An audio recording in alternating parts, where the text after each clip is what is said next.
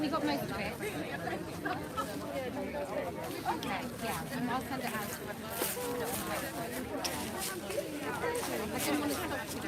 Anybody else trying to give away 1,000 stickers here? Okay, so next. Do you want to be off camera?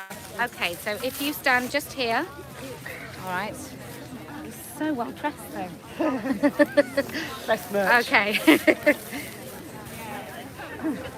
Okay, so we've got, if we can, I know it's quite exciting, if we can try and keep the conversations low or far away when somebody's talking, that would be really kind, thank you.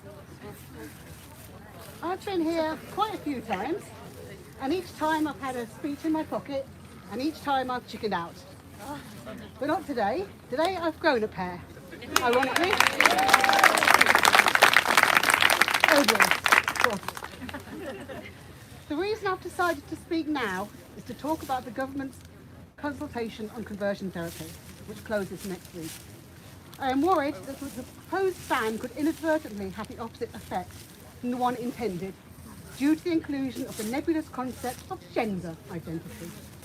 I am terrified that the threat to criminalise parents and therapists who support more rounded talking therapies could actually harm children and young people.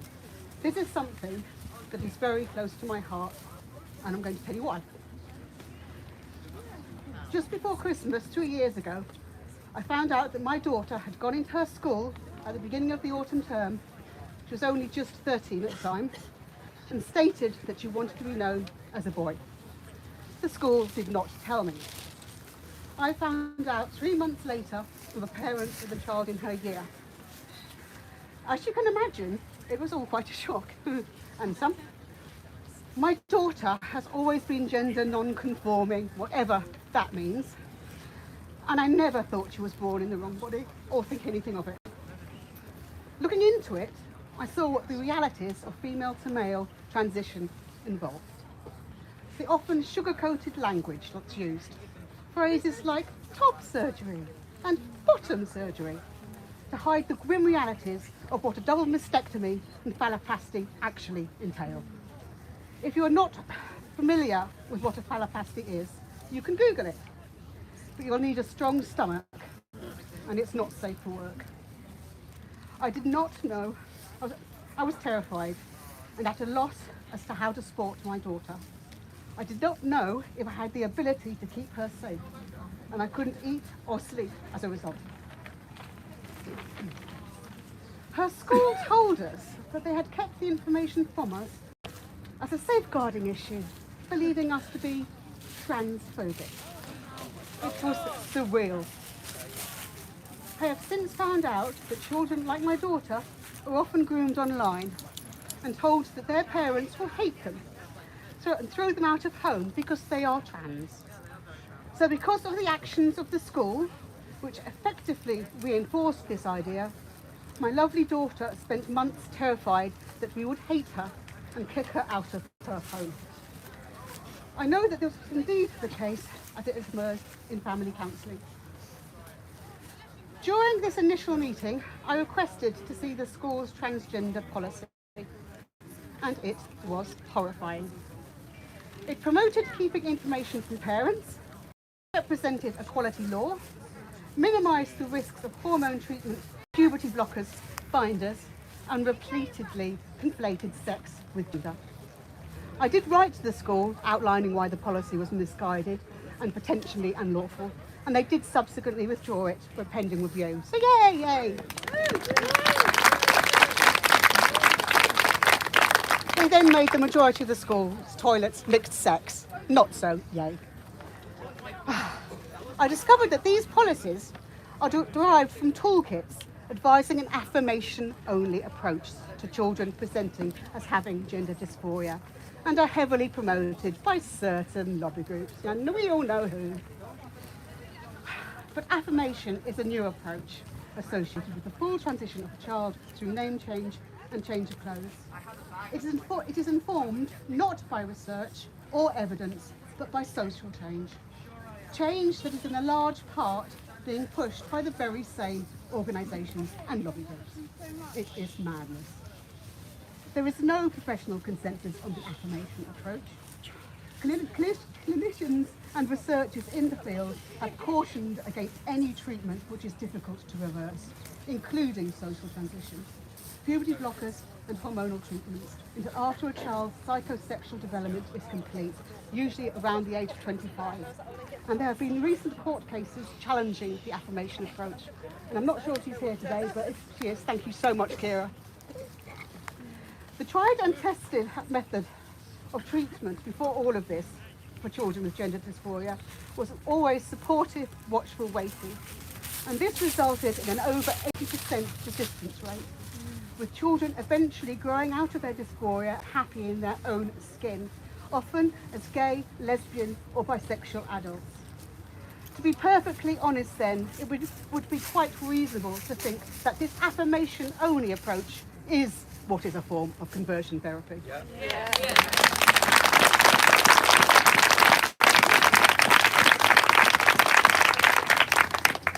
Since then, I have been on a bit of a voyage of discovery to try and help my daughter. She is a lovely young girl. She just doesn't fit any stereotypical boxes. And there is nothing wrong with that.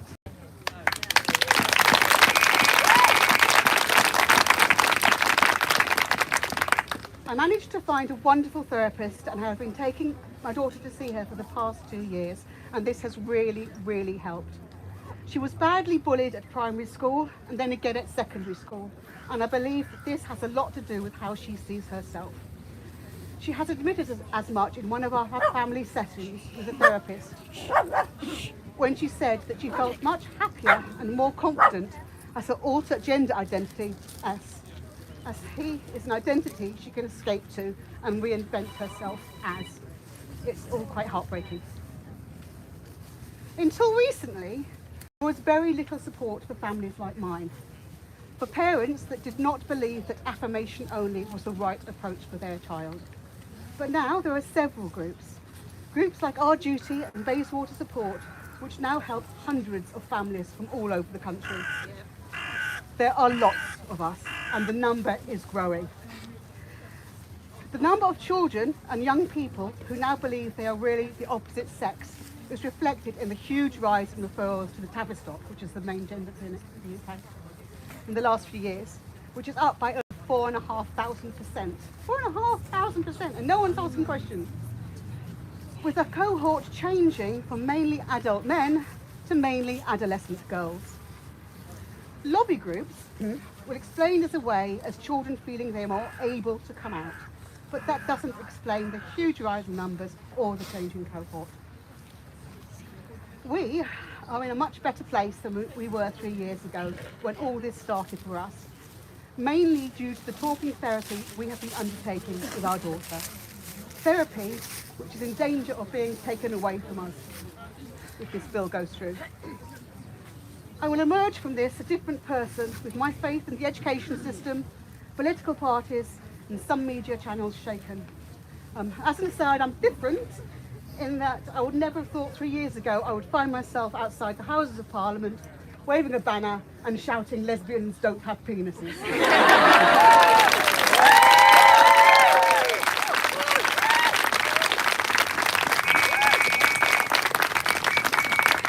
Parents like me are constantly insulted. No, you're all right. She's not done. The parents like me are constantly insulted, threatened and vilified, both online and in the media. We are not the parents that get a seat on This Morning and a pat on the knee from Holly and Phil. But we will not stop fighting for our children, and we will never forget the groups, lobbying organisations and political leaders that have so badly let us and our children down. And this bill could be the last straw. Please help and fill in a response to the government consultation to help protect the type of therapy that is helping us. Therapy, which I can't emphasise enough, is not conversion therapy. There are really useful guides for filling it in on the wonderful transgender trend and equally wonderful Sex Matters websites. Please take a look, and thank you for listening to me.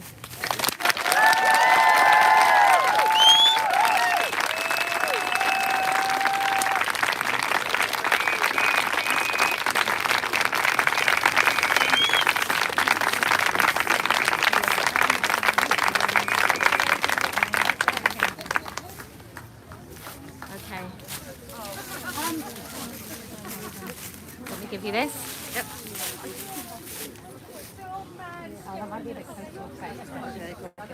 Okay. Okay, guys. So can we just a reminder, because as you can hear, for a lot of women, it's quite a big deal to speak, and they've summoned the courage in this case over weeks.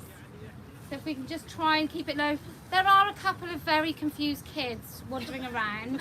If they put a camera in your face, if you can just turn away, and what we'll do is we will alert the park police if they keep harassing women, like getting in your space. But otherwise, I think it's good for them to be close enough to the words that are being spoken here. Might actually make a difference to the confused thinking that they've been fed. Okay, thank you. Okay.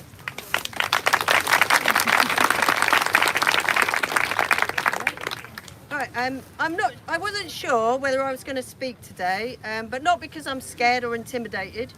My name is Emma Bateman, and I'm a co-chair of Green Party Women. Now,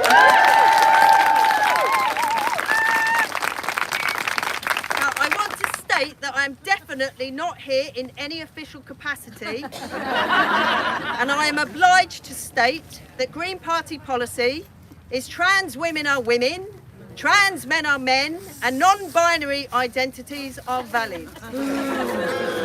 I have stated that because there will be people in the Green Party seething at me being here, and they will be hanging off at my every word with fingers ready at the keyboard to get the complaint forms filled in at the slightest whiff of a violation of the Code of Conduct.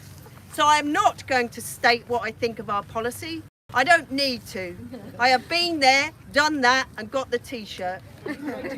But perhaps even saying nothing will not protect me, because for some inclusive intersectionalists, being Posie Parker adjacent is deemed to be literal violence.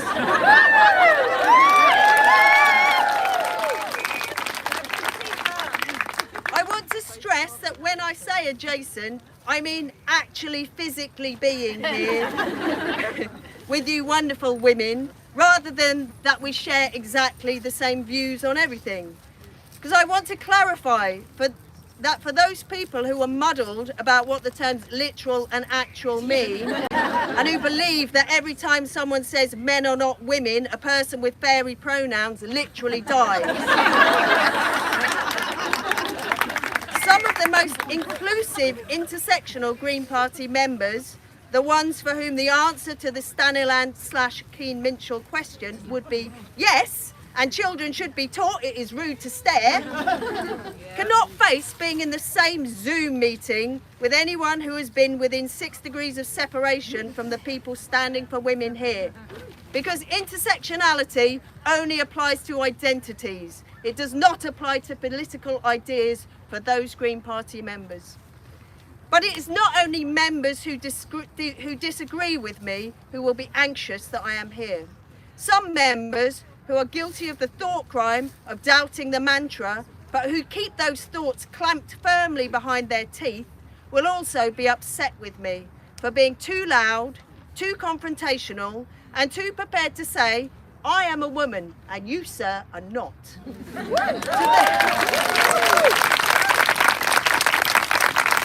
To those members, I would ask, if your middle ground is to concede that trans women are female to keep the peace, where does that leave the Green Party in terms of upholding the Equality Act? And what are you going to say to voters when they ask, what is a woman? How far are you prepared to prostrate yourselves for the pronoun police? And how much cognitive dissonance are you going to choke down before you admit that women are more than a feeling? Thank you.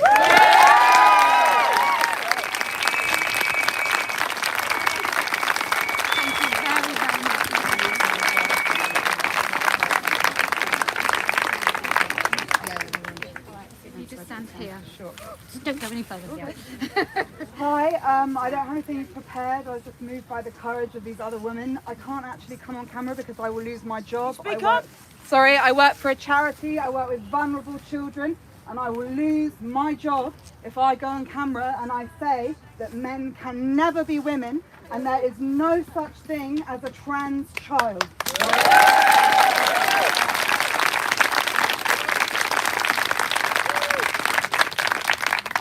So the first time I ever heard the word TERF, I was at university. I was the women's officer. I was responsible for vulnerable women who had been raped and sexually assaulted. And I said that I did not want men in our groups where women could talk about their sexual assault. I was called a TERF. I had to Google it to find out what it meant. I've got two things to say to that. First of all, I don't think there's anything radical about asserting that men can never be women. I don't think I'm radical. And number two, the people who call me that are morons, because it's what led me to Kellie-Jay Keen.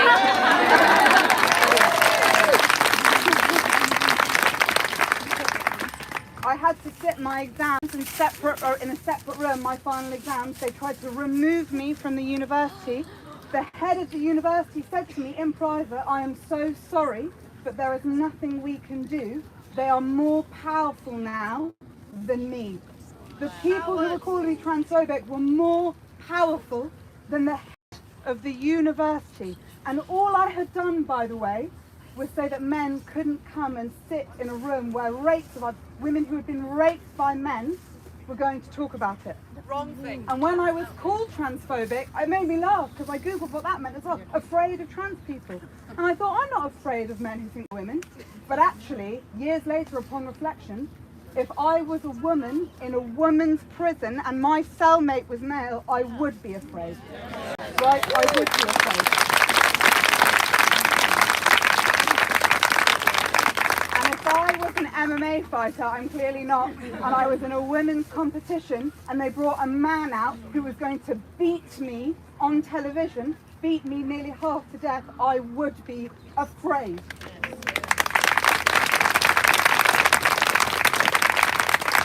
And if I was in any other vulnerable situation, which we find ourselves a lot in as women, it's too long to even list now because I don't want to take other people's time. But if I was sitting at my university in the group that I was running as a vulnerable woman who had been raped, and there was a man in there who we couldn't remove, I would be terrified.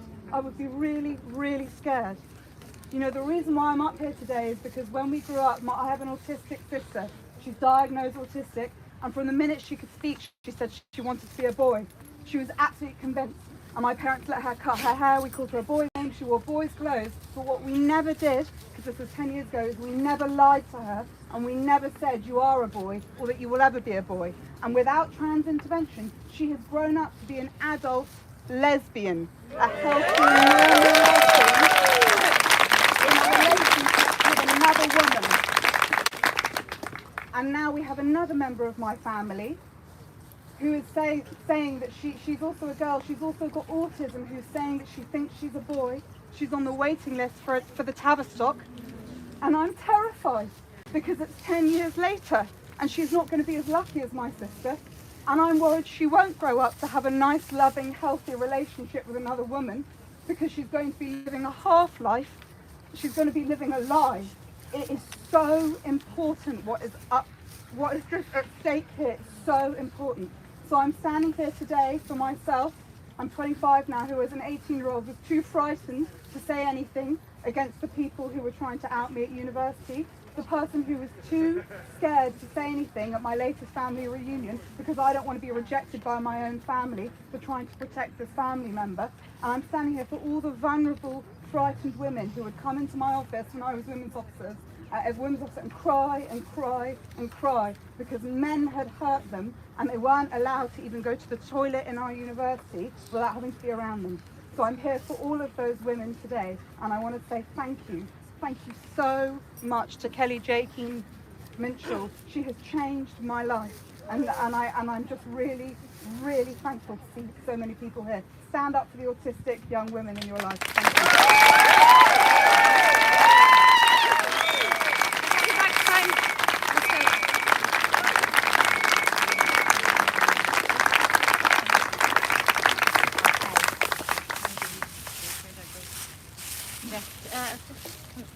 Check out my groupies. Where's my groupies?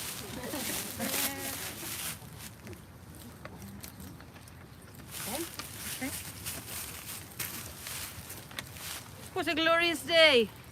It's fabulous to be here with all you fabulous women. And the men, you're quite fabulous too. Not quite as well, you know. First of all, I'm Heather. Happy birthday to Jermaine Greer for yesterday.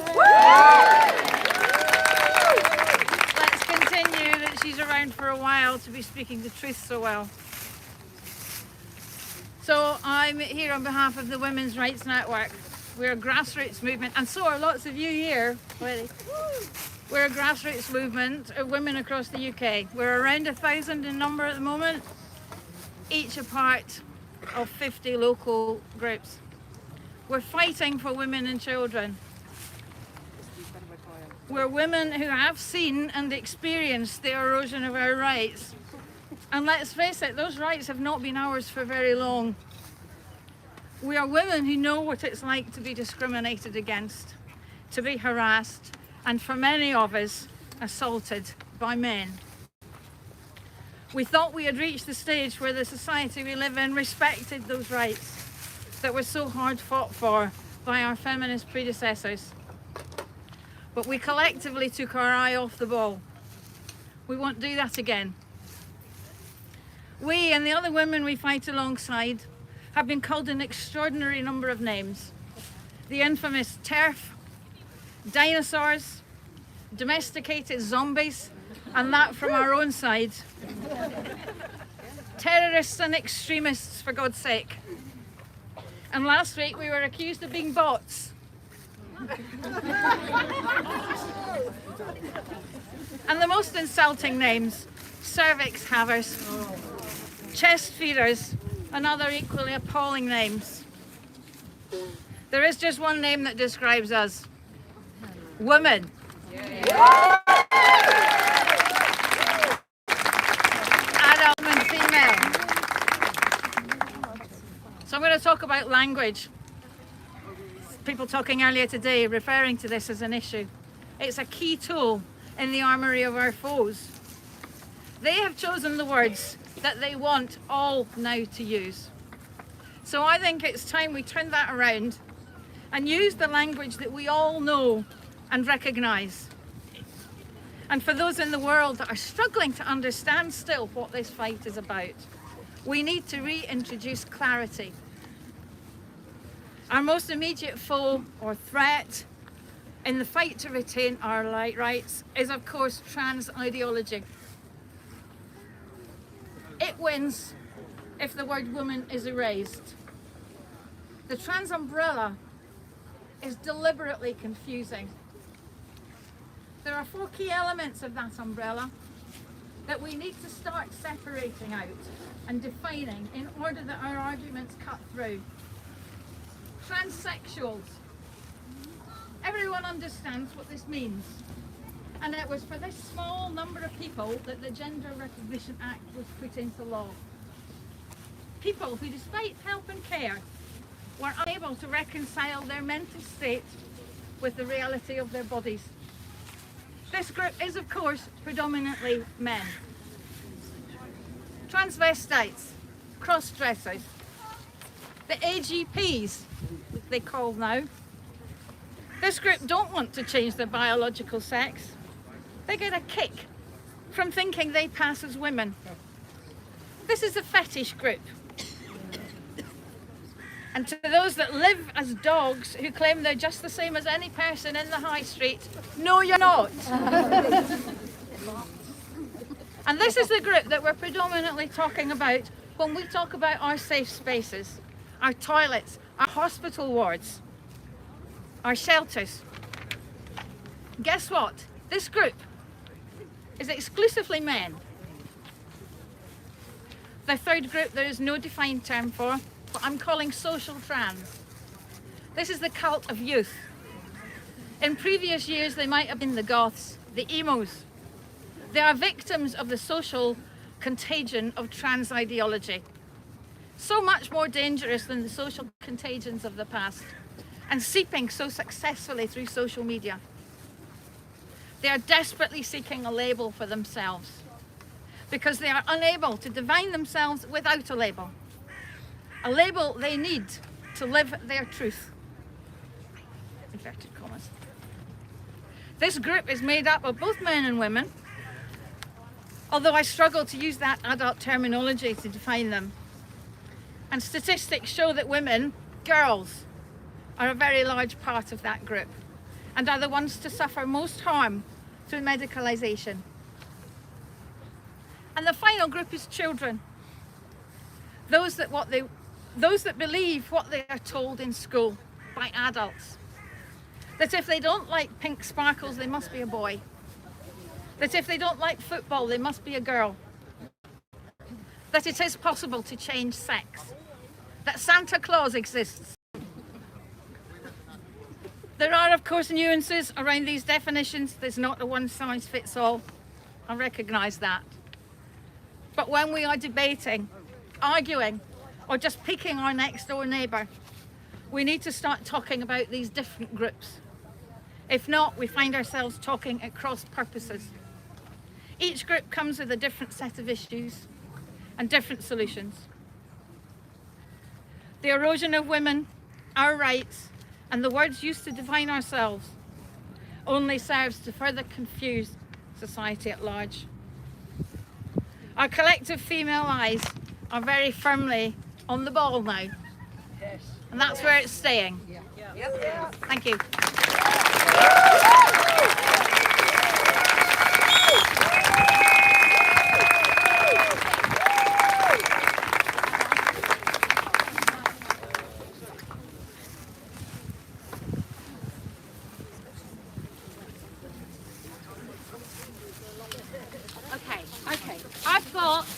I'm going to take more people speaking off the cuff or with prepared speeches, but if you'd like to volunteer to read somebody's, some of them are long, some of them are short, I'd be really happy. I would like them back in because I feel like I'd like to keep a record of people that are sending their things in. So they're here, I'll leave them here, or I'll come, right, in fact I'll give them out. No I won't. I'll volunteer you. Thanks so much. If you could give them out. Right. Off camera. Okay. Let me give you this. Let me give you your... Okay. So. Thank you. Good to go? Good to go. Hello everyone, it's Carly from Sydney, Australia.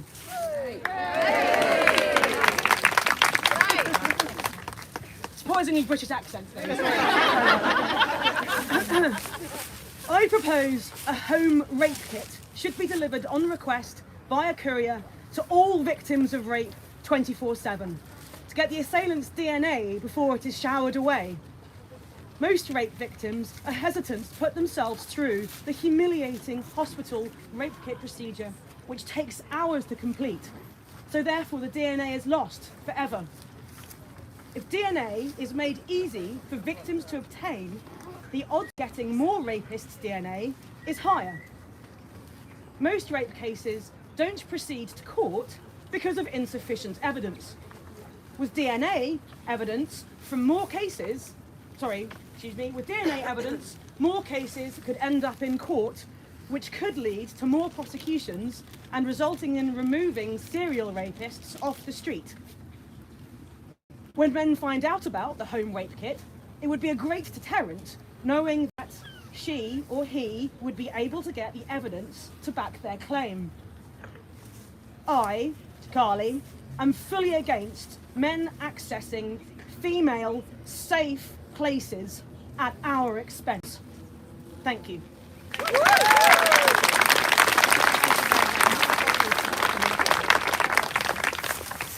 Okay. Yes. Are you going to be on camera? Yeah, oh yeah. Oh yeah. There we go.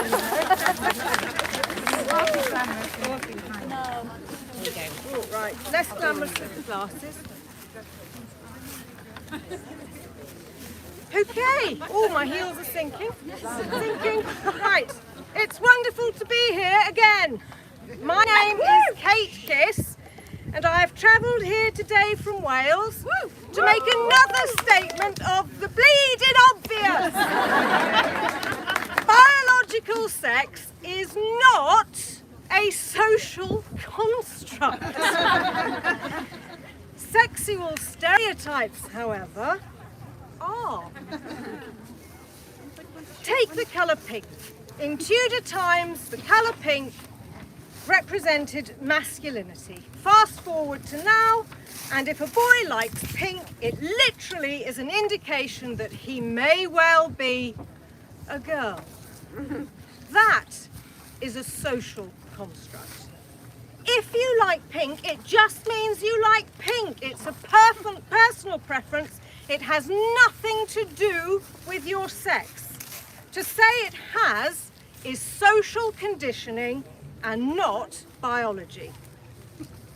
Now, there is a respected academic, not by me, who recently gave a talk in which she said it was possible for a baby boy, a baby who does not yet have speech, a baby lying on his back in a cot, it is possible for this baby to indicate that he is a girl inside by undoing the poppers on his baby grow and folding them down to make a flap which indicates a skirt.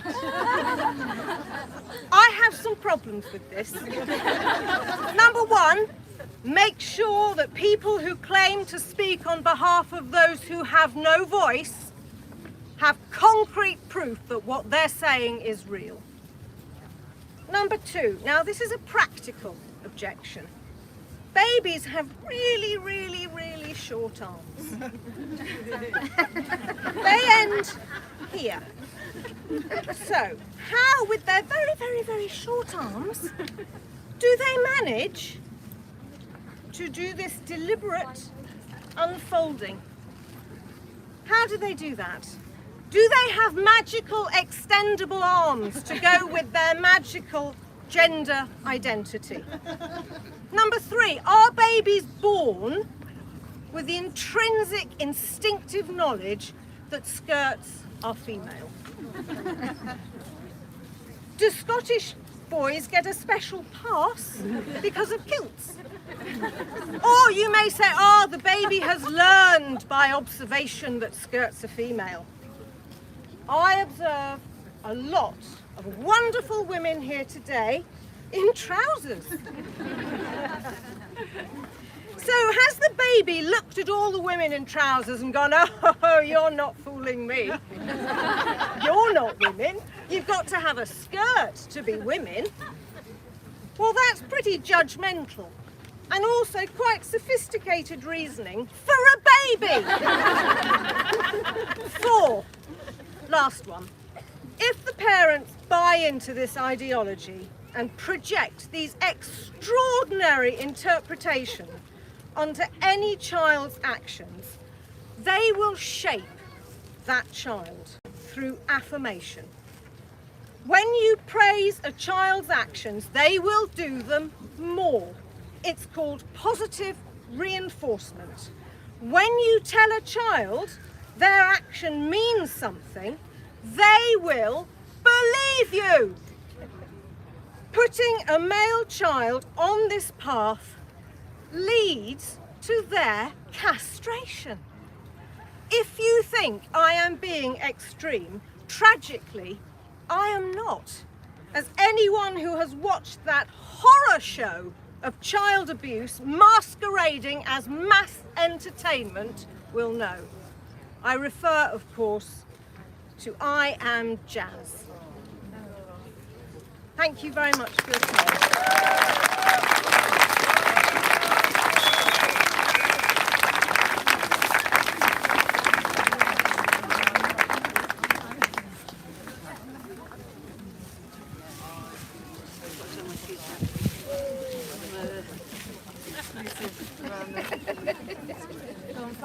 I don't know if you know this woman. She's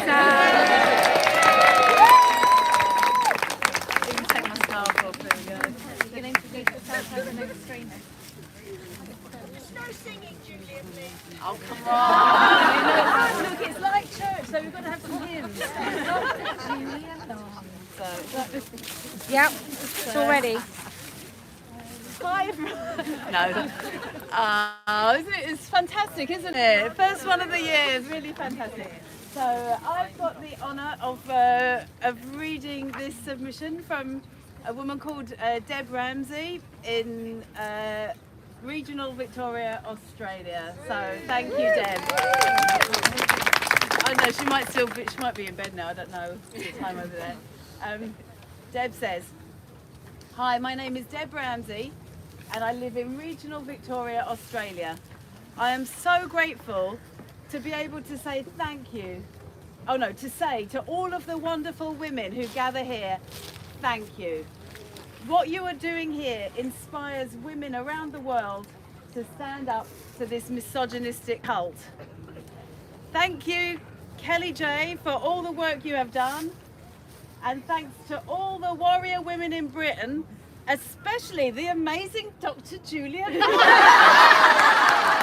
Deb.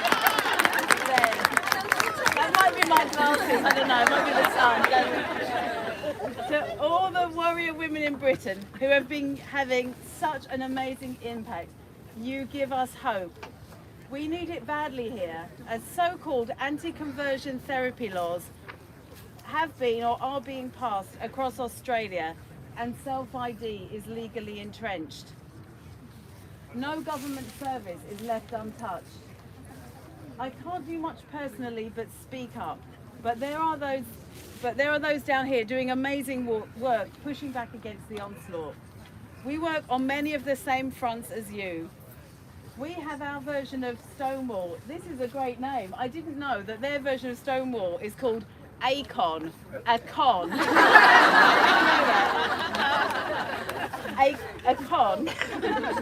using the exact tactics of Stonewall. We are lucky to have your example of effective pushback, which some brave women are using in our pushback. The same template of disruption is happening here that is happening around the world in a coordinated attack on the rights of women, sexual boundaries, and the integrity of children's bodies and minds. So shout out to the Women's Declaration International. The Women's Declaration International, not much of a shout out. For helping bind us together to share our voices and create a global movement. Keep fighting the good fight in love and sisterhood. Deb Ramsey. I have got a few little words on my own as well. If you indulge me, I'm not going to sing. Shall I compare thee to a summer's day? Yes, please. Thou art more ugly and degenerate. Rough winds do shake the darling buds of May, but there is something rougher about you, mate.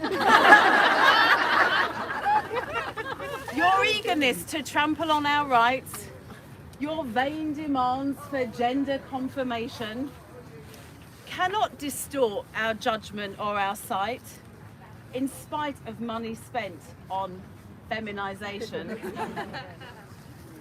A summer's day is as unlike to thee as I am to a fairy or an elf. The August sun that shines above the sea has no need to don a fake, authentic self.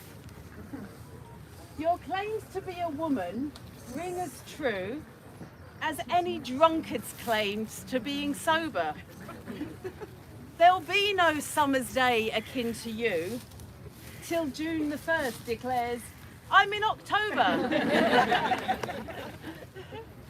Till summer breeze identifies as blizzard. Oh no! Comparison won't stand with Faye or Izzard.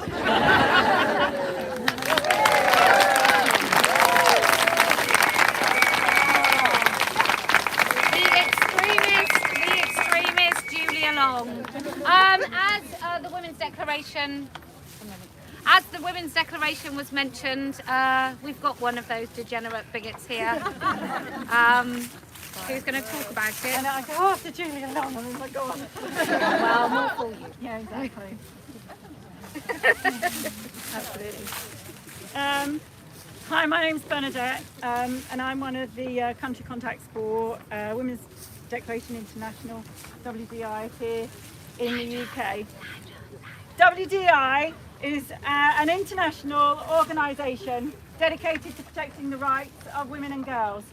In 2019, if you haven't heard of it, WDI launched the Declaration on Women's Sex-Based Rights, which was written to oppose all forms of discrimination against women and girls that result from replacing sex with gender identity in law, policy and social practice.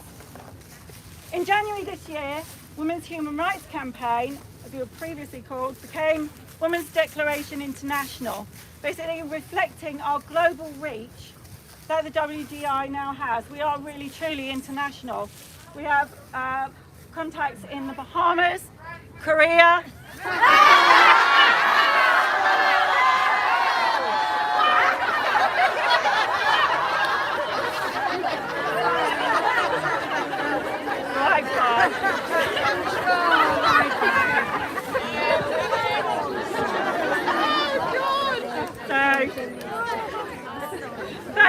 back to me. Yes. So from Bahamas to Korea, from China to Brazil, New Zealand to the UK, there are 157 countries to date that have representatives with WDI. We are the largest leading global organisation defending women's sex-based rights against the threat posed by gender identity ideology. I invite you all to sign the declaration to acknowledge your support for women's sex-based rights, reaffirmed in the 9 articles of the Declaration. As I read them, I'm sure we can all bring to mind a story we have heard that has shown how these rights have been violated, probably even just this week.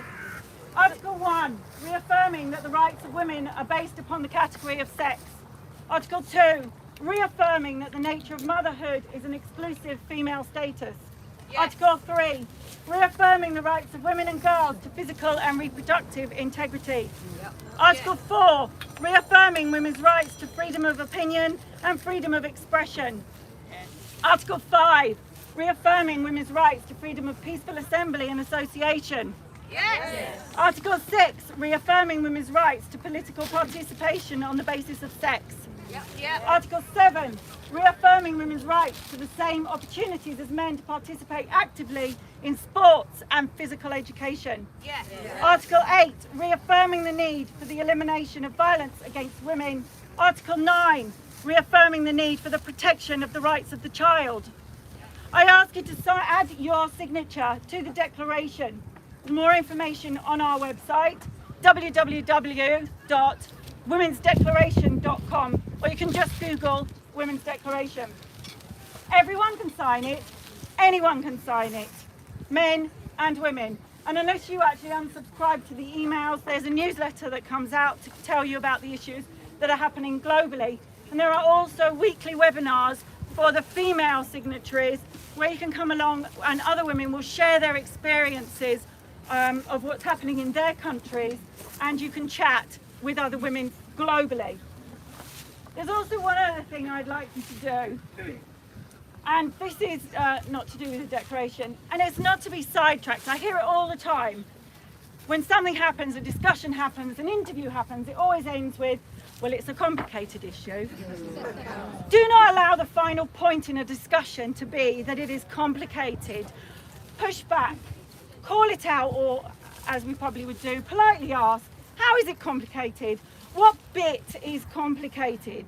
It's actually straightforward when you deal in the reality with terms that can actually be defined.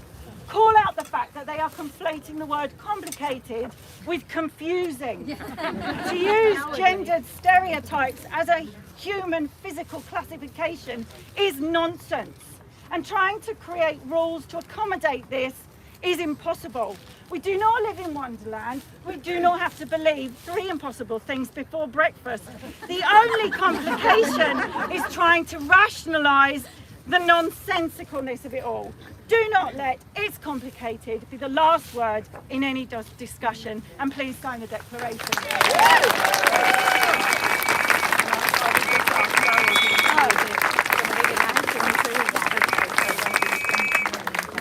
No.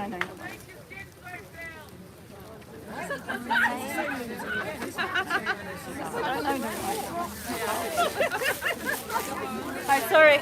This is... Oh, there it is.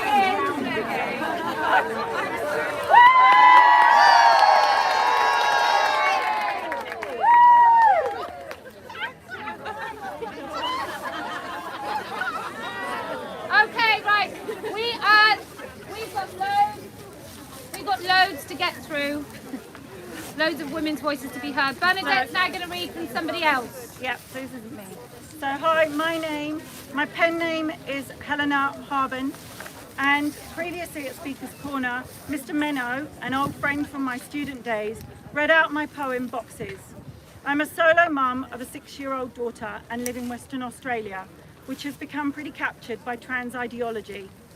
With even just a few months ago, parents losing custody of their now 16-year-old daughter, who has been removed from them age 13, because she identified as a boy and they had not agreed to her taking hormones. When in casualty with my daughter, who had been stung by a bee, I spoke with a grandmother who was there with her 14-year-old granddaughter, who believed she was a grandson. My daughter understands that there are 2 sexes, that unicorns aren't real, but narwhals are, that boys shouldn't be in girls' toilets or girls' sports. She said at school that the strongest man will always be stronger than the strongest woman, and the fastest man will always be faster than the fastest woman, which is why we have men and women's sports categories. She understands that being kind to someone can mean something like helping an elderly person carry their shopping, but does not include lying to humour someone's delusions and letting them into female-only spaces. She loves the Demon Headmaster series, which is all about mass brainwashing. So when we come across these nonsense ideologies in action, we say they've been demon headmastered. My now former workplace has new guidelines which allows anyone who identifies as a woman to be able to use the women's facilities, and that any employee questioning this is to be reprimanded by the manager. We were given lectures on using pronouns in our emails by they, them women, who you could see were microdosing on testosterone. And I could see colleagues thinking that this was all just a continuation of gay rights and not seeing at all how damaging it is to women, whether lesbian, bi or straight. I was heartened to hear, however, that the majority of the schools turned down or ignored invitations to have similar training sessions delivered to high school and primary school teachers. My daughter, having seen one of Kellie-Jay's leaflets, asked about the mutilated arm she saw, which I had to explain. Added to our sayings of narwhals are real, unicorns aren't, rainbows in the sky are beautiful but elsewhere may be questionable, is arm skin, and where it is meant to be, on your arm. Hope to come in person one day. Thank you for listening. Helena.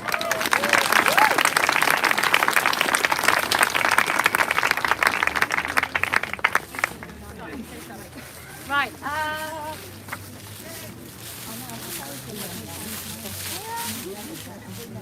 No, otherwise it gets a bit weird.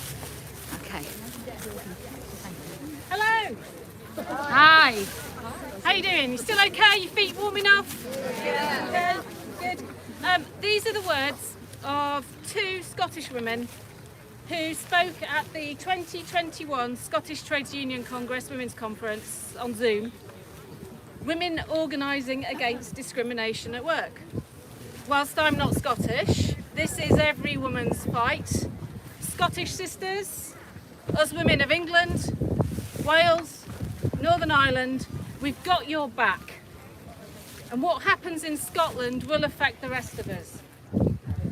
First, these are the words of Fiona Mcdonald of Paisley and District Trades Council, who moved a motion. Single sex provision in women's frontline services. Despite the climate of fear we live in, the rise in violence against women, the fall in reports and convictions for rape, none of the trade unions feel that the defence of single-sex spaces warrants a motion at this conference. I would put that down to an atmosphere of fear and intimidation, and not lack of concern. Women are sick and tired of being described as transphobic every time we raise legitimate concerns. This is a false and offensive accusation intended to close down debate and silence women. And today I want to make it clear, these attempts will fail. We all have to face up to the fact that conflicting rights do occur and that solutions can and must be found. Feminists like myself have been absolutely committed to an honest dialogue on trans rights. Meanwhile, lobbying groups, including, you know who, recently exposed on the BBC Nolan report, are attacking the single-sex exemption within the Equality Act of 2010 and are calling for its removal. Let's be absolutely clear about what this motion is about. It's about women who are hospitalised, incarcerated and traumatised. When I speak of women, I'm using the Equality Act 2010 definition as a female of any age. Feminism is built on the principled stance that centres females. Yes. The Equality Act signalled to society that women were oppressed as a sex class and needed extra protection as a counterbalance. This motion is about upholding and using that exemption. Nowhere demonstrates the need for the single-sex exemption more than in the violence against women and girls sector. Built by and for women, following major campaigning to provide services where none existed before. Nowadays, women in frontline services experience overwhelming pressure from the Scottish Government. Many of them feel forced to provide equality statements to become more inclusive, undermining the single-sex exemption within the Act. The Scottish Government is imposing policy by stealth. So concerned by the lack of support from the Big Four women's organisations, 14 feminist groups launched a statement, and it said this: excluding the entire sex class of males from such provisions for women has, until recently, been entirely uncontroversial, despite the fact that not all males are predatory, violent or present a danger to women. It is a proportionate way to protect women and girls from the minority of males who do present a threat. Moreover, Edinburgh Rape Crisis and HEAL survivors reported that changes to the funding mechanisms which require inclusivity policies have resulted in women not seeking help. I've got a message that women who've been abused and raped should never be told to reframe their trauma.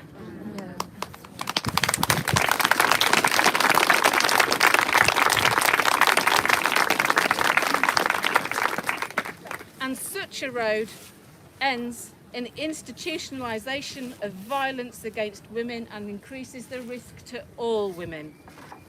We must also condemn women's organisations that refuse to defend the provisions within the Act and fail to protect women and girls as a result. It's not good enough to dismiss women's trauma as incidental to males' needs.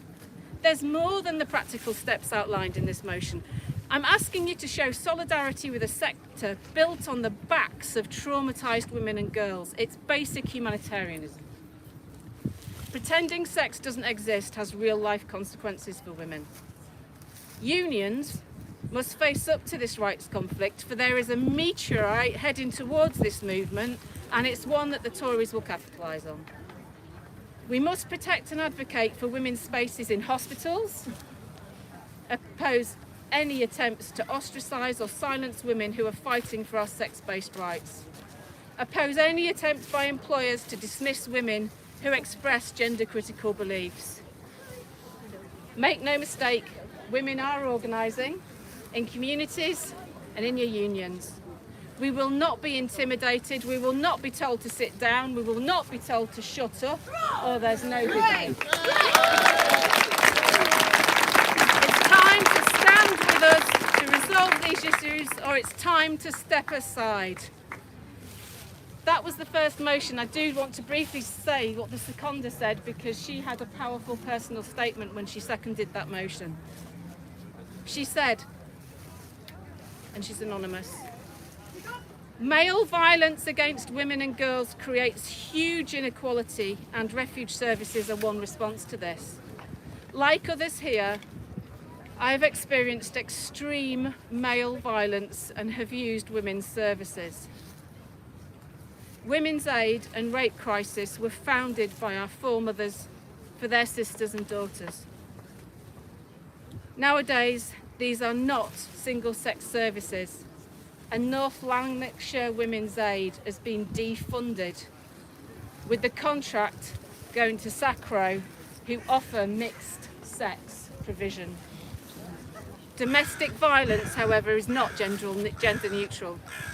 Scottish Women's Aid and Rape Crisis Scotland have made a misstep by not fighting to maintain women's lawful single-sex services. Instead, they use their place at the table of Scottish Government to deny there is a conflict of interest between women's sex-based rights and transgender ideology.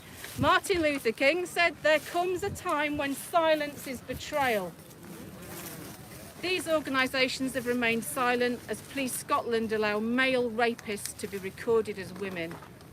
Silent as our prison service allows some violent, genitally intact males to be housed in women's prisons. Silent while natal males can self-identify onto women's hospital wards, making it more difficult for me and my colleagues to advocate for our female patients. Silent as our schoolgirls, faced with an onslaught of sexual harassment and violence, are increasingly being provided with mixed-sex toilets.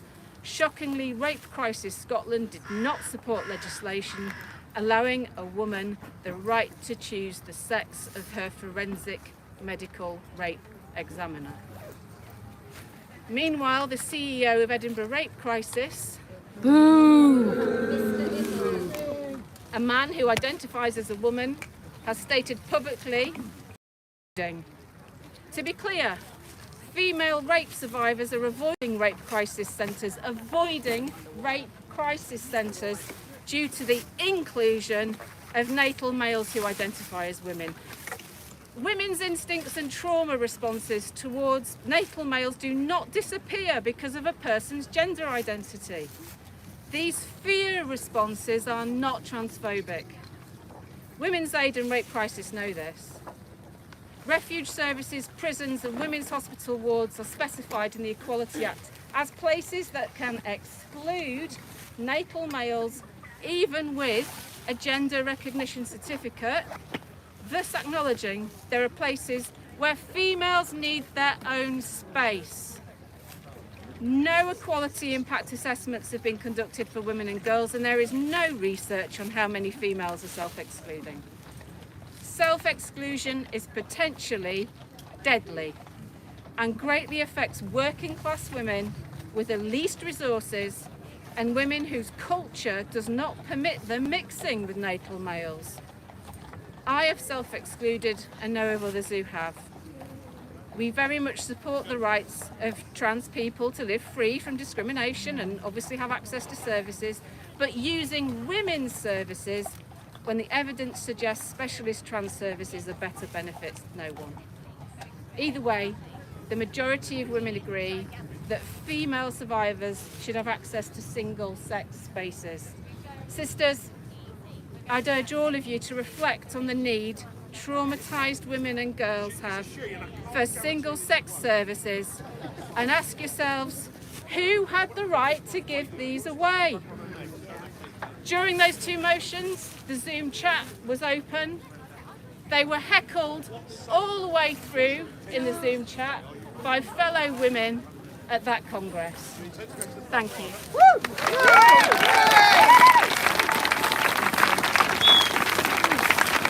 I'm reliably informed that the policeman is on a horse. It's female and he can't guarantee she's woke. Which I quite love. Okay, Katie, we're gonna motor on. We've got a lot of women's voices to get through. My name's DJ Lipper. Today I'm going to be reading out a piece from a woman called Catherine. She's from Canada. And here's what she's written. My name is Catherine. I'm a 17-year-old lesbian from Manitoba, Canada. I can hardly bear the rampant misogyny and homophobia that fuels gender ideology. I'm told I'm a terrible person for not being attracted to men because apparently that makes men who wish they were women feel bad. I worry about the gay kids who are being subjected to this guilt tripping and told they need to change the way they are for the sake of not being transphobic. We're being fed conversion therapy rhetoric in the name of trans acceptance, and it's horrifying. I hate being called things like uterus owner or vagina haver. It is so dehumanizing. I am female, a girl, soon to be a woman, and demand to be respected and referred to as such, as a whole person, not a disembodied collection of parts. I see men in women's sport, men winning women's awards, men celebrating getting into women's spaces, men claiming that performing femininity makes them women. And I'm seeing women being shut down, harassed and silenced for objecting. I wonder if I'll be next. I'm tired of homosexuals being told we're bigoted for being gay. I'm tired of everyone running around to coddle men's feelings when lesbians speak out against the abuse we've been enduring at their hands, as demonstrated by the reaction to the cotton-sealing BBC article. I'm tired of womanhood and girlhood being appropriated and fetishised by men and then defined by how those men perceive themselves. Most importantly, I'm tired of staying silent. I'm filled with so much rage and I can't keep it in anymore. I've been speaking out when I can and I don't plan on stopping anytime soon. In fact, I plan on becoming louder. Thank you to the women who made me feel brave enough to do so by speaking up when I felt I couldn't. You've all made me feel that I can look forward to a better future and have inspired me to work towards making it happen. Before I go, I'm going to be brief because I know we've got other people to speak. I just want to say a couple of things. I'm going to be speaking at an event next Friday, the 6th of February. It's at a 6:30 meeting in a pub for a 7 o'clock start. It's called it's by the Common Sense Support Network. There's two women who always come to these events, Leslie and Bev, and they're going to be having a talk about, do mandates make sense? Basically speaking with a lot of feminist activists to talk about the way that the past sort of 2 years in the corona policies have harmed women, and going forward what we can do to make that more apparent to everybody else, because we've just been erased from the conversation basically, and I think that's something that we're all used to. Women just not really seeming to exist in a lot of people, unless they're, men. It's on Friday. Where? It's Angel Tube Station.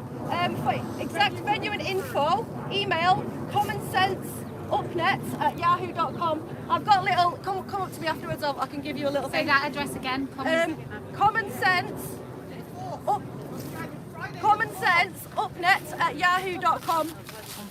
Also, I've still got a load of these flyers from the last Hear Me War protest we did with Posie. If anybody wants to take any home and just drop them off, put them in different places, we've got loads, so we really could do a hand. So just come and see Adji. She's got a load, so come and help yourself. Thank you very much. Thank you.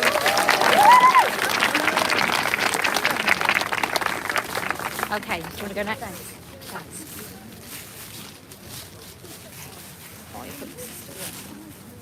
Hi, I want to ask you all to please take an interest in what is happening in the mental health system, in the psychiatric system, on psychiatric wards.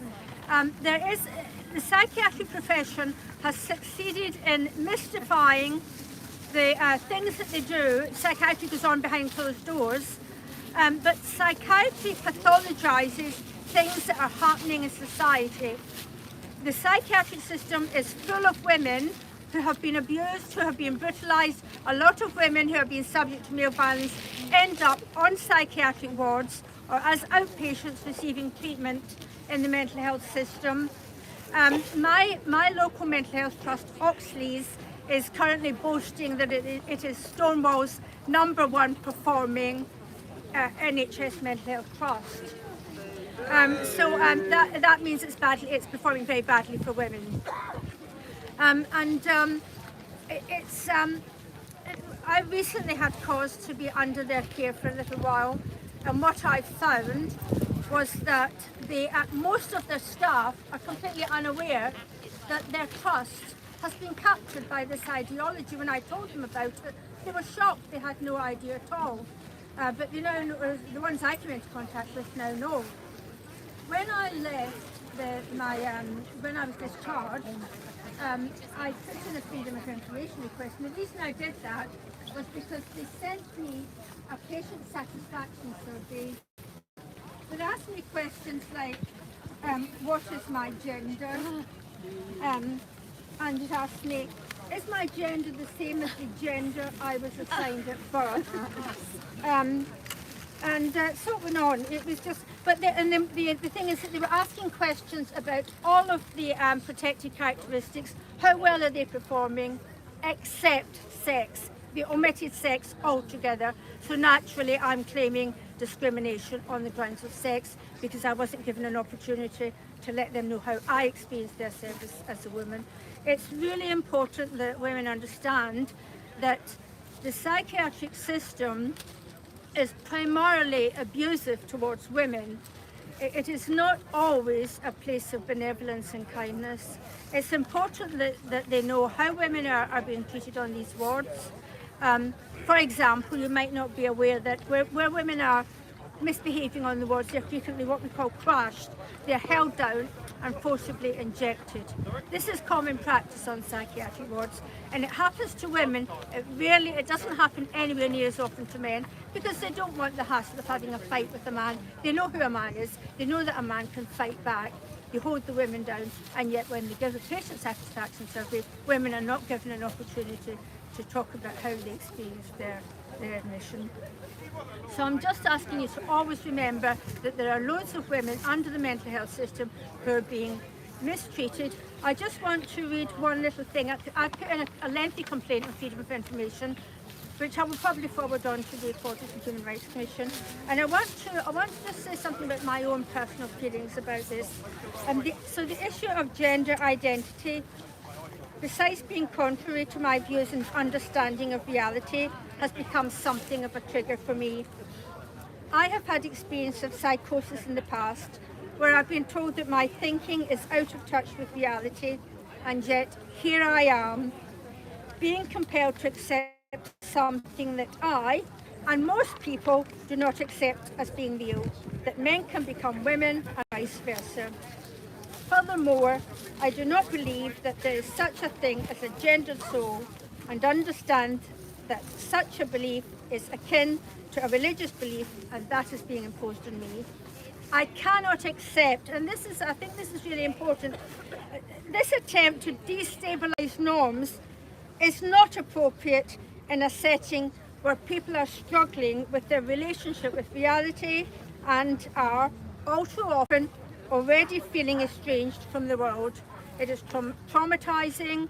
They are imposing this on women who are suicidal, women who are psychotic. Suicidal women are being asked, are you a man or a woman? Standing in front of them, are you a man? Women who are psychotic are being told, that man sitting over there is a woman and you're mad. It's outrageous. Please, please remember the women in the psychiatric system, on psychiatric wards, we are being abused. And one last thing, the psychiatric profession has never gotten over the shame of how brutally they treated gay people in the 60s and 70s. I have a friend who was put through conversion therapy in one of the biggest NHS mental health trusts in this country. He never received an apology. He's an old man now. He will forever be traumatised. The NHS and the psychiatric profession has learned nothing from that. They should keep out of social. This is a social issue. It's got damn all to do with psychiatry. They have invented this concept of gender dysphoria. We can't question psychiatrists. They have presented themselves as mysterious experts on things that it's too complicated for us all to understand. Believe me, mental distress is not that complicated. It is usually caused by societal factors, and that is a social model of mental distress. We don't need the medical model anymore. Thank you.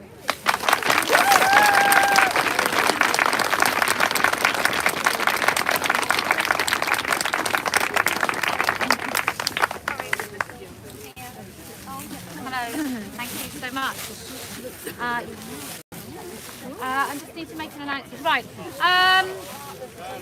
Meeting us at, so after this, if you're brand new, we don't say it on camera, but we always go to a pub after. And at the pub is a very special guest. I can't say who it is on camera, but you will recognise her as an extraordinary champion of women's rights and what we are trying to do at the moment. And so what I would need, because I think we might be a little later than 2 here, I might have to delay some of the submissions until next month, and then you'll all have to come back. But I think we'll finish here at 2, but we will need a greeting party to go on beforehand to where we meet, where this very special guest is. If you think you know who it is, it probably is. So, okay, so we're going to carry on with the submissions, but if you could volunteer to go and be the greeting party, you have to be very respectful and polite. Then come and find me. But thank you very much.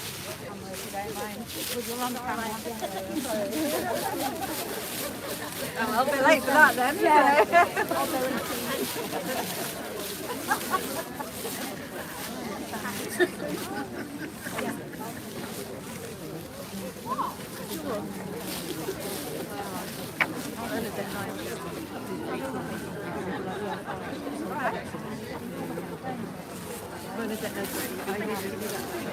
Is it just 2 of us that you need? And what did you just want us to greet her? Yeah, and say that we'll all be along with you. Go back and 3. Go back and 2. Yeah. Yes, you can. We've got a bit of an order. Yeah, thank you. Okay. Well, I guess not. Okay. All right. Okay. Right, we're going to resume. We've got a lot to get through, as I'm sure you're aware. So thank you very much. Thank you. I'm going to read a poem, somebody else's poem. I'd just like to say it's amazing for me to come to this today. And it's incredible, like we're hearing things from Canada, from Australia, from Wales. Well, I'm here from Grimsby, so I'm the northern representative, I'd like to say. I'm just going to interrupt. Guys, can we, sorry to be like a school teacher, but if you're having your own conversation, the person can't be heard by everyone. Thank you. Okay. It's really mostly the police speaking loudly. Oh, is it? I'll try and be louder than the Thank police. you. So this is called We Are All Atheists. Trans women are women, they cry. How so? I reply. They're not of the sex cast away before birth, the ones that don't even make it to Earth. The 46 million missing in India in just 50 years. So how are we similar? Trans women are women, they lie. How so? Say I. They're not the ones made sex objects at 8, force-fed that damned apple by men who can't wait. Their world shrinking daily unless they submit to objectification. So how do they fit? Trans women are women, they whine. No, I decline. They're not the ones battling with bodies that bleed. They don't know the fear as you sit in your seat at your desk and you feel it, the damp spreading warmth. So what links us together? How do they conform? Trans women are women, they shout. That I doubt. They're not the ones traded to old men for bread or promised a job but then tied to a bed. They aren't the ones killed when they wait at a bus stop at 6 in the evening. Just please, put right off. Trans women are women, they rage. They're not, I rage back. Though my tweets see blocked from the worldwide town square, arrested for hate crime, because the truth is scary. To men, though I might lose my job and my words, I'll never submit to the lie that they urge. A woman is not just some feels in your head. We aren't spinny dresses or lipstick bright red, not gold lame purses or head tilts or nails. If you aren't born one, you aren't one. Adult, human, female. And the madness that's gripped us here in the West, where the men are proclaiming that they are the best at being us, I mean, really? That's just crap. How is that our rights have been wiped out like that? How is it with men in the prison estate locked with vulnerable women who cannot escape? How is it we've got men winning women's races? How can they look at their teammates in the faces? How is it our words have been stolen by them? They keep the word woman and we are become cervix havers, front holes, black bodies that birth. And when we protest, we are called bitch and TERF. How is it our kids are told gender's a box, that a boy's now a girl if he likes wearing frocks? But it's okay, they can treat him with meds and an op. Leave our children alone, for God's sake, make it stop. Sex is binary, can't change it. These men need to be realists. Gender's a religion, and we're all atheists. Thank you. Thank you very much. I just very quickly want to read one because it's from a young woman in Brazil. My name is Estella. I'm 24, 25 on the 31st. Happy birthday. I'm also a law student from Brazil, and you may or may not have seen me interacting on the comment sections for most feminist channels. This is because mostly that's all I have. Since I'm surrounded by gender ideologies, or how Mr. Menno would call them, the woo-woo, I am watching my country people my country allow people to change birth certificates, replacing sex with non-binary. What in the Barbie and Ken genitalia is that? Our biggest reality show invite a woman that is called a warrior for surviving testicular cancer. Oh. Girls being beaten at schools when they call out men in girls' bathrooms, and people celebrating a 20-year reunion of Harry Potter with one of the most important persons not being invited. It is a sad retrospective, but I am also seeing a group of brave women gather in another continent to speak freely and defend their and my rights. I see JK post videos almost every day that I watch before class alongside Vanessa. I can't say this person's name. Excellency, Lisa, Mr. Menno, and so many others. Unfortunately, I can't be there. Blame the virus and Bolsonaro, but I hear you, and so will the rest of the world. We will be heard and we will win because we are right. We are brave because you are there and I am here, because they cancel our accounts and we make another. We find each other on other platforms and we find each other across the sea. We will win. Thanks for putting up a fight there. I try and do my best down here too. Much love from Brazil, Estella. And can I just say, on the topic of winning, There is another reason we will win. And it's because I never lose.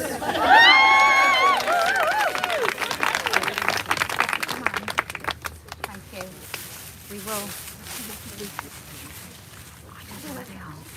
Hello sisters and some men, hi to you. I'm going to be reading from a woman who feels she must remain anonymous. She says, hi everybody, thank you for listening to my words and thank you to the woman reading them for me. I'm a single mum to a 5-year-old boy. I have a good relationship with his dad and we live in Scotland. We have taken the decision to home educate our son. Largely thanks to the influence of the trans lobby on Scotland's education system. As things stand, if he asked to be recognised as a girl at nursery school, the staff would support his decision and his peers would be asked to call him by his chosen girl's name. As parents, we would have no right to object. The primary school where he goes to nursery is already supporting a trans child, who is under 10 years old, much to the horror of a number of staff members, all of whom are too scared to speak up. The Scottish Government has issued a school census which asks children as young as 15 about their sex lives, including their experiences of oral and anal sex. The application form for a free bus travel pass for all under 22-year-olds in Scotland is encouraging those aged over 16 who apply to disclose their gender and sexual orientation by offering entry into a draw to win £250 worth of shopping vouchers. We have lots of involvement with NHS professionals for a number of reasons, and recently I've started to receive emails with pronouns in the signatures. Far more concerning, I have also received emails with a document attached called A Short Guide to Sharing Pronouns for Trans Allies. This offensive and condescending piece of nonsense has no indication of who wrote it or where it came from, but it is being sent out to parents every day. I have worked in the public sector for many years, and recently things have become almost unbearable. There are influential members of the Scottish Government who vehemently oppose puppy farming, as do I, but who are champions of surrogacy for infertile single-sex couples. They claim to want to protect women and girls from violence and abuse, but those same people, shamefully many women are amongst them, support the decriminalisation of prostitution, despite overwhelming evidence that shows doing so increases incidents of violence and pushes young vulnerable women into unsafe situations where they are raped repeatedly for money. For so long I have been scared to speak up, but I am inspired by Kellie-Jay Keen and her growing band of TERF who are finding the courage to stand up and be heard. This cannot go on. Women and girls deserve respect, protection, in spaces where they can feel safe. I hope that soon I feel brave enough to share my name, but until then I will support the cause and spread the word with the wonderful stickers. I wish I could be there with you all to feel your power, and I hope to join you one day. But for now, I thank you all for your determination in the face of overwhelming opposition. I am sure we will win, because as she says, KJK never loses.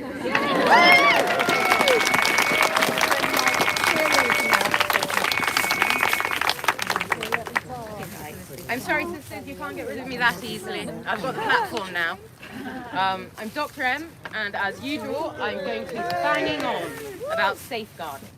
So we hear a lot about how trans ideology railroads safeguarding of women and children, from allowing males into single-sex spaces, spaces where women and girls are vulnerable, to silencing whistleblowers and feminists, and creating a new sacred caste of men based on identity. Well, I want to talk about how, for me, in my opinion, trans ideology actually has predation at its core. So I'm going to outline a scenario. A 12-year-old girl has been chatting every night online to an adult male she met on an internet forum. She discusses how she doesn't like her body. Together they talk about her genitals merrily. He asks her to send photographs, and she obliges. This 40-year-old male discusses his sexuality and her sexuality with this 12-year-old girl. They talk about how she doesn't fit in with the other girls at school, and he asks for her address. He wants to send her a gift, a binder. He tells her she must keep this all a secret from the adults in her life, not to tell her mum, because they won't understand. Her mum might be a bigot. He tells her she is special, and only he understands her, so they arrange to meet. Sadly, and terrifyingly, that scenario hasn't completely been made up in my head. Sanchez Manning, a Daily Mail reporter, posed as a 13-year-old girl in order to obtain a breast binder without her fictional parents' knowledge. The undercover reporter contacted Manchester-based Morph, which is part of the LGBT Foundation, after an angry mother told her that the group had sent her 14-year-old daughter a chest binder without her knowledge. The experiment was even more chilling in light of how it may be used to groom these unhappy teenage girls. Grooming involves a carefully combined set of stages and a victim to be identified. All these stages occur, but not necessarily sequentially, and a predator may move in between, depending on what stage he feels needs strengthening at any particular time. So 1, what does that child need? Is it love, attention, or excitement? 2, I'm the only one who understands you, loves you. To number 3, create a secret between the child and the abuser. My hand's cold. Doesn't help. Yeah, my hand's cold. There we go. Thank you. To 4, use a secret to isolate the child from guardians and others through fear and shame. To 5, finally, manipulate the child. From the conversation, Barry, the Morph volunteer, can now work out that the child requires attention and love. He is positioned, due to being on a Morph helpline, as one of the people who understands her and her gender identity issues. Barry subsequently offered to provide a binder confidentially, creating a secret between him and the child. It is of note that predators will usually offer the intended victim something first, no matter how small, to create reciprocal kindness. If Barry had nefarious purposes, Barry could now further isolate the child from parents and guardians and begin to manipulate. During the course of the conversation, Barry obtained the child's telephone number, which provides unmonitored contact, and also the child's home address. It was an easy target, and he invited her to the office to try on this underwear in front of him and his colleagues. God. Now, I can hear you gasping at that, and it's absolutely horrific. Would you like to know how Morph responded when questioned by the Daily Mail? Yes. Oh, yeah. The head of Morph, the chief executive of the LGBT Foundation, Paul Martin, who has an OBE, said, "We are proud of how we responded to your reporter because we provided sensible, compassionate advice to someone who presented as being in need." Well, I don't think adult men asking children about the size of their breasts and offering them to come in for a binder sitting in front of them, potentially getting undressed, is sensible or compassionate, but rather dangerous. And I'd like all of you to speak up about it every time you see it.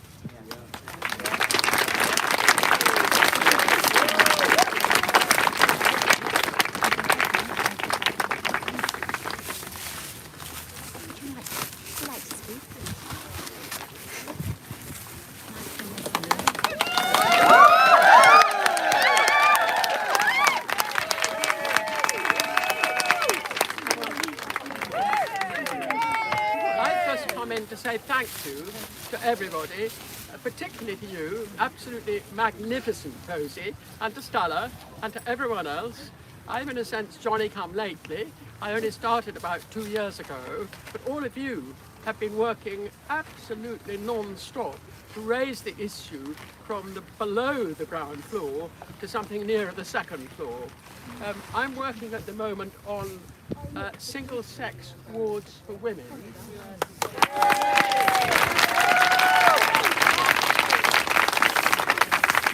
I had a really good meeting with the health minister on Friday evening, and he and I are old friends because we were in the European Parliament together, which always helps. But I did notice, and I did say immediately, that he had about 5 officials with him, of which only one was a woman, and she never spoke. Everyone else was men, and they seem to have progressed their way into female spaces, not just in hospitals, but more or less everywhere. And they've taken it as right. But colleagues, I think that's what the man does. And we were lazy and sleepy in not actually seeing that men were behaving as men always do.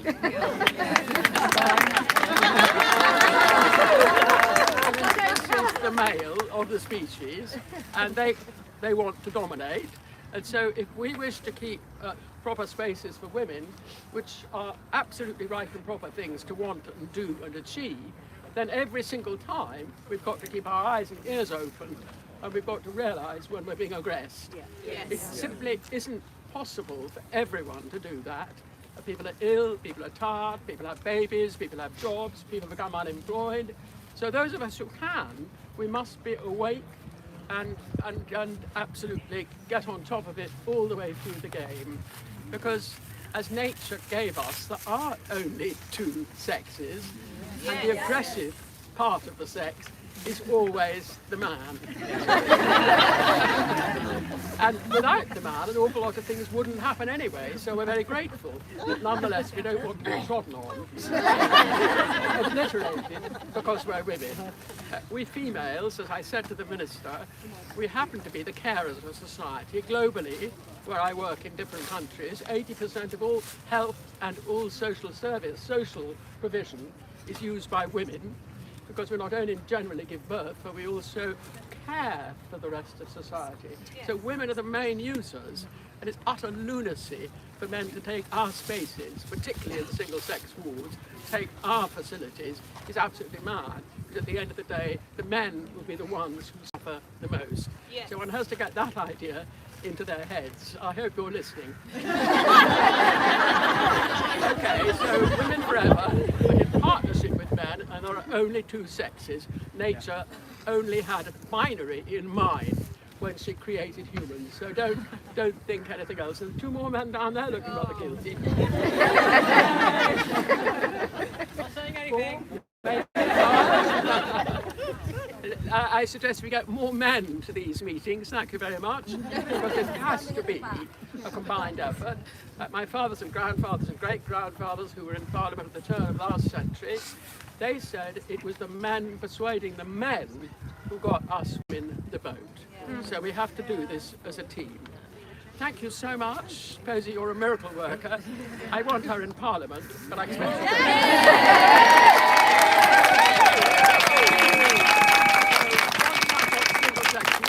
once we've got single-sex wards sorted, which I hope we've got an amendment going to the bill this week. Myself and Lord Ben Cathro, who's a great man, former Chief Whip in the Commons and a wonderful guy. We have to have this combined effort. And once we've done that, I'm going to try to get her into Parliament. Thank you so much.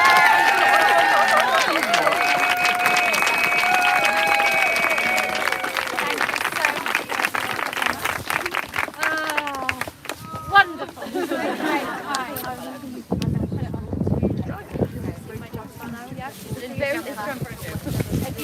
Just back there. So it's my first time, so please bear with me. So I've come from Wales with a few friends, and we just want to say that we stand with Jenny Swing. So today I'm going to read you something from a friend in America, Shannon, and she sent me an email. She says, here she. Hello, fabulous friends. I am grateful for every woman standing for women here, there and everywhere. You've saved my sanity and my child's wellness. You gave us a future again. This is a message for mothers of rapid onset gender dysphoria, grass widows, trans child mothers, and especially mothers who feel alone. You are in the right place. You found actual community that will fight for you, for your children, for your future. You are not alone. My young rapid onset gender dysphoria teen just dropped out of the trans cult and made it safely to 17. It still requires vigilance, and they still need us mothers, but stay hopeful, it can happen. Before I peaked, my mum radar was on her phone with COVID lockdown.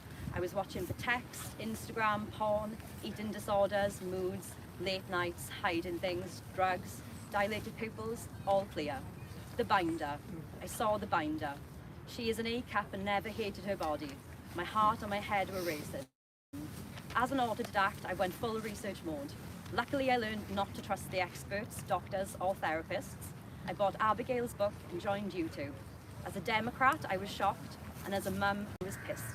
My peak moment, while walking my dogs, in my earphones, I heard a clear, chutzpah-infused British voice state, "Do you know how offensive it is to say the definition of a woman makes men feel unsafe?" You all know it. It was Kellie-Jay. And now my days include her. I am grateful. I took a deep breath. Yes, we matter. Our daughters matter. I can do this. I am sane. First, do no harm must matter. Trans is not kind, nor LGB. Trans is an ad campaign in destroying our children. New name, haircut, pronouns, binder, tape, slouching, love bombing online and in school, lowering their voice and their laugh. Who are they seeing, including online? TikTok is pure destruction. Don't use the language of cis, trans women are women, male-bodied, chest-feeding.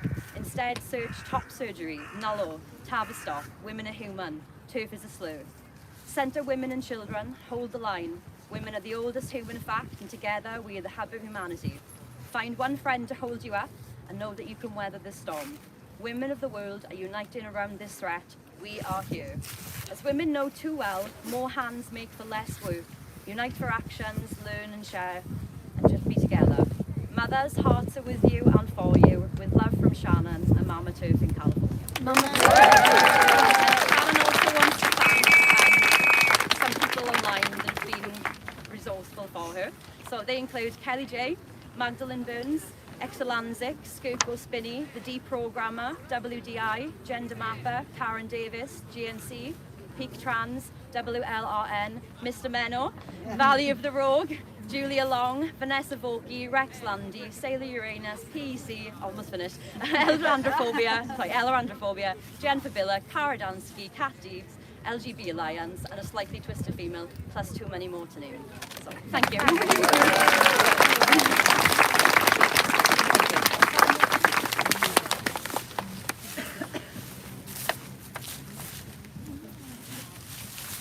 Hello, my name is Michaela Young, and I'm just going to say something really quick because I can't remember very much.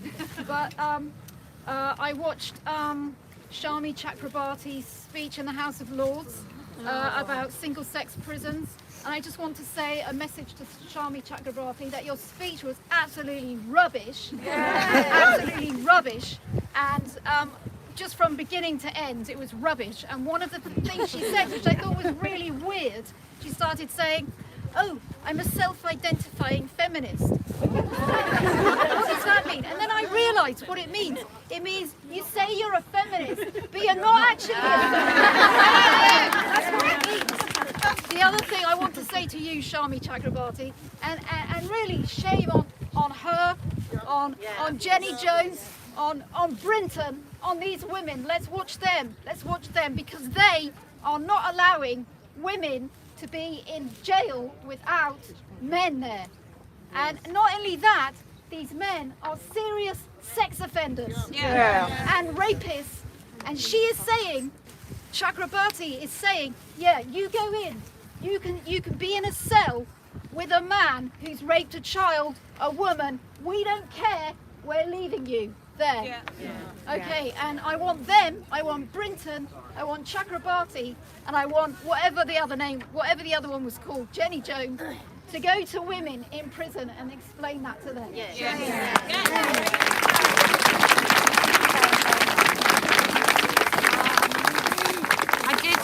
You refuse to say hello to your passengers. Short ones in the middle. Do you want to do your short one? Yeah. Right. Thank you. Hi everyone, I'm Maria McLachlan, and I'd like to express my great admiration and thanks to you, Baroness, for your work. I don't know where the writer of these words comes from, but it's a great privilege to read them for her.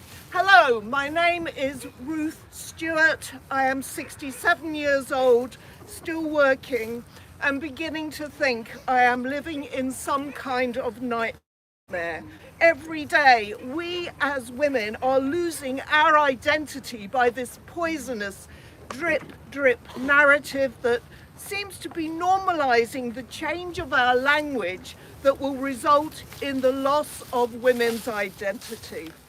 I despair at the compliance of others, especially young women I work with, who believe they are being trendy in replacing the word woman with female person, just so a man in a dress can feel comfortable. If I say something or express my opinion, I know they think I am out of touch, too old to change. Tell me about it. Like I said, I despair at their apathy, but also feel empowered by the number of women I have found online who support how I feel. I will never say trans woman. It is a man who identifies as a woman, so therefore a man. It took me 67 years to be the woman I am today. I have grown and developed as a woman, navigated life as a woman, nurtured and loved as a woman, and I'm still developing and becoming stronger and more powerful. And no man can just step in and say they feel the same as I do. No, you don't, and you never will.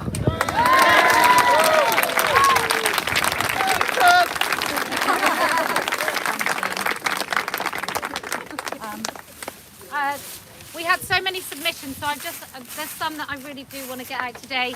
If you sent something online to Speaker's Corner by proxy and it doesn't get read today because some people's feet are freezing and the cold is spreading up our legs, then we will be here at the end of next month where they will be read, I can assure you. So please carry on submitting, but I did want to read this one.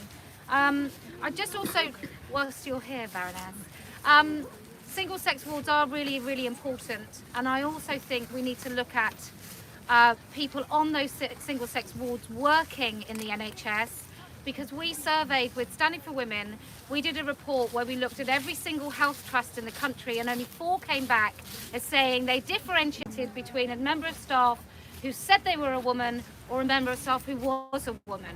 So, and there is a case where there is a man, the first day on the job, he calls himself a woman, he dresses up as a fetishistic nurse for fun outside of work. He works on an acute mental health ward for women, and day 1 on the job as head nurse, he moved his office to the women's ward where they sleep. So I think this, as soon as we say trans woman, as soon as we allow that word into our language, we really are in danger, and well, clearly, we really have lost the ability to recognise men as men. And I think that's why we just need to pull it back. We just need to get back to, I don't know, where we were 5 years ago, 10 years ago, before the Gender Recognition Act, which should be appealed. Totally vanished in the bin. Okay, so in 2015, I made a report to the police about my father protecting a paedophile who sexually abused me and my sisters. This led me to being referred to our local mental health services, who referred me to Brighton Survivors UK.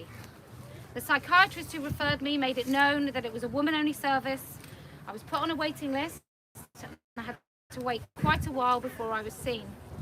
I was struggling terribly and I'd become isolated due to my suffering and desperately needed help.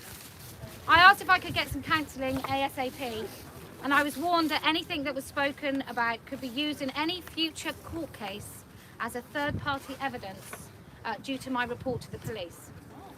I found this difficult to understand, as I'd always thought counselling was confidential, but knowing the truth was on my side, I stupidly agreed. Whilst I was in the waiting room to be called in for the counselling, a huge man in a wig walked in with a young woman, presumably his carer. I was confused but too wrapped up in my own struggle to comprehend the consequences. My counsellor encouraged me to join the support group, which if I had done, would have guided me through the process, helped me with the isolation and learn from other women's experiences. But there was no way I was willing to open my heart, fears and sexual abuse in front of a man, and I avoided the best support available to me. It was agreed that counselling would be stopped and restarted after the police investigation, and so again I was alone with my struggle. I called the Survivors Network after the investigation and was put on a waiting list. And 6 years later, I still haven't heard from them. I can't help thinking that if I was that man in the dress, I would have received a better service. But as it is, I think they are unfit for purpose and made what was a torturous process even more difficult. I looked on their website and it was all, if you identify as a woman. And it looked obvious to me that those who identify as are more likely to be helped than those of us that are just women. They claimed that they had been helping men in dresses for years and have never had an issue. So I want it publicly known to Brighton Survivors UK that there is an issue and they are hurting already broken women, all to support the paraphilias of perverted men. Yes.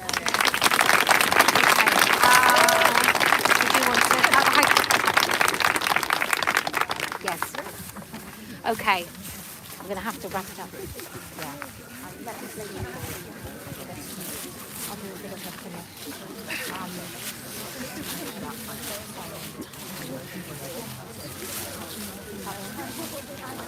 I think I'll have to wrap it. Okay.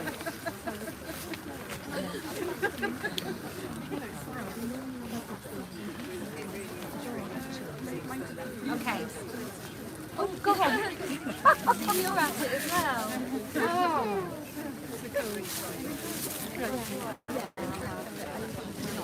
Hi, I'm Liz.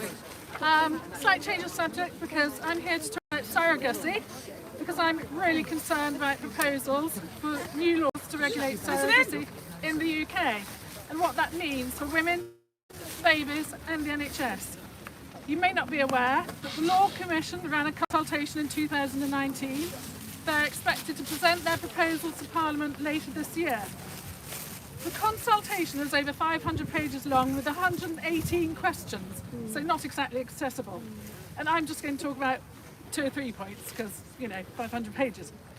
So one of the major proposals is to change the path to legal parenthood for commissioning parents. Currently, the surrogate mother is the legal parent until the commissioning parents obtain a parental order, which they cannot apply for until 6 weeks after the birth. The new proposal will bring in an agreement where the commissioning parents become the legal parents at birth. This contradicts the United Nations recommendations, which requires the birth mother to have legal parenthood and parental responsibility when the child is born. As well as human rights concerns, there's a matter of language, and we all know how important language is here.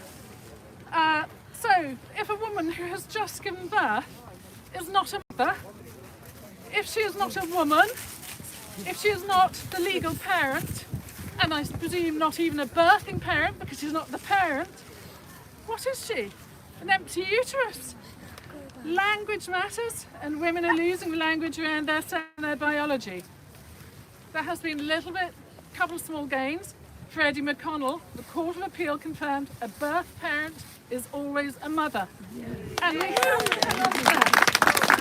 and thanks to the House of Lords, I think maybe the Baroness was involved, they confirmed the characteristics, maternity is one of the protected characteristics, and the House of Lords confirmed this when they overturned a ruling about maternity benefits to include the word mother. Thank you very much, the Lords. Another thing which, among the proposals, the Law Commission do not propose any limitations on the number of times a woman can be a surrogate mother. In the UK, we have seen some women be repeat surrogate mothers. We are seeing the emergence of a breeder class of woman. Carol Horlock, she had 13 surrogate babies, including her own 2 babies. Jill Hawkins had 10. Her last pregnancy ended with a near-fatal hemorrhage and delivery of twins by emergency cesarean at 8 weeks premature. She had quite a lot of health problems, depression and a previous suicide attempt, but commissioning parents were still keen to make use of her, and a fertility clinic assisted. How disgraceful. Last year, The Times featured a woman having her 7th surrogate baby, in addition to her own 2. Her 5th surrogacy had resulted in a near-fatal hemorrhage and a spell in ICU, but she went straight back for more. Her 7th surrogacy was conceived just 6 months after the 6th one had been born at the height of the pandemic. The World Health Organization recommends there should be a gap of 2 years between babies, and yet somebody saw fit to impregnate this woman just 6 months after her previous one. I was so outraged about that case that I wrote to the HFEA to demand an investigation. Consequently, I had a long discussion with their chief inspector. The key point I learned is that the HFEA can only regulate within the law as decreed by Parliament. Now, when I have contacted the Health Minister and my MP, I'm told it is regulated by the HFEA. So that's a neat little buck-passing circle. We've seen some lovely dogs here.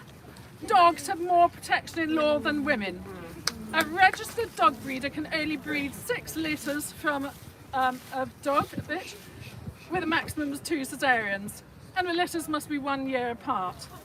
The Kennel Club go further and limit the registration and pedigree litters to 4 for one dog. And remember, dog gestates for 9 weeks, not 9 months. But surrogate mothers can have a baby a year for as long as they're fertile. There's also a matter of advertising. In America, I've looked at quite a lot of the advertising from some of the surrogacy agencies in America, and I'm really shocked to find there's some that are advertising for women who are too high risk to qualify to be a surrogate mother in the USA, because remember, you know, private health. They can apply to their international programme to come to the UK. They call it their hybrid gestational carrier programme, which sounds a bit like a carrier pigeon will drop the baby off. Their minimum requirements, age between 21 to 45, BMI up to 36, and no more than 5 caesarean sections. So those women can come to the UK. I don't know how they manage it, I don't know how it would be legal, but they can come to the UK when they're clearly high-risk women. Even if they start off in the private healthcare system, when they suffer a massive hemorrhage, a ruptured uterus, a morbidly adherent placenta, it will be the NHS that sorts them out, and the premature babies, despite the huge shortage of NICU beds. The other thing I want to mention is advertising. Currently we have a ban on advertising in the UK, but they want to lift that ban, and TikTok and Instagram will be targeting our young women. Now, I thought maybe university students might get sucked in to pay their fees. I never imagined a young woman would see it as a way to fund a gap year travelling. Meet the Travelling Surrogate, who you can find on Instagram and on YouTube. She's a young woman who saw her mother do surrogacy 6 times, including 2 emergency cesareans and a serious hemorrhage. She has sold her baby for a year off work. It's her own baby, it was her own egg, she did DIY home insemination. But she says it wasn't her baby. And she's got quite a good job, so she's making the most of her year off work for maternity leave to go travelling. She plans to do it 5 times, although since she had a cesarean, maybe she won't manage quite so many. She's very clear, you can't pay surrogates in the UK. She only got expenses. Now, remember the MP's expenses? Yeah, well, she might not have a moat to clean or a duck house, but her expenses of 12k, I think, £12,000, I think went beyond clothes and vitamins. Rent and utilities can be added to expenses. So if you've got a good job and somebody else pays you rent and utilities, you can bank that and save your 12,000, but you weren't paid. She's a cheerleader for a new class of breeder. I've seen comments on her Instagram and YouTube saying, gosh, your lifestyle's fantastic, I want to do the same.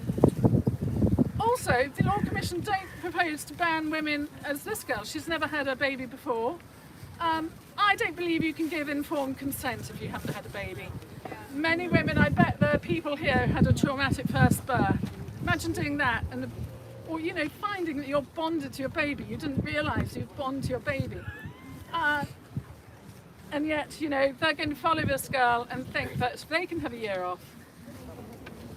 So I just wanted to raise some awareness around all that because it's going to Parliament later this year. I'm really grateful Baroness is here to hear about it because perhaps they'll get attention now. Let's not have a free class.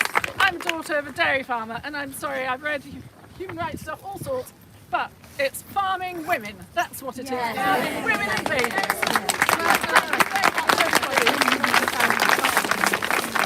Okay, if you came to speak, you'll have to come back on the 27th of February. And if you were kind enough to volunteer to read somebody else's statement, then please come back on the 27th of February. Can you put all submissions back in my bag? We are now going to the pub. I'm going to switch off the live stream. Thank you so much for coming.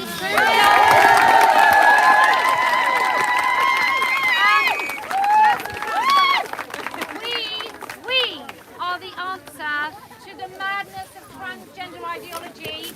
You can be the solution, saving the rights of women and the bodies of children, and we will win. And you know why?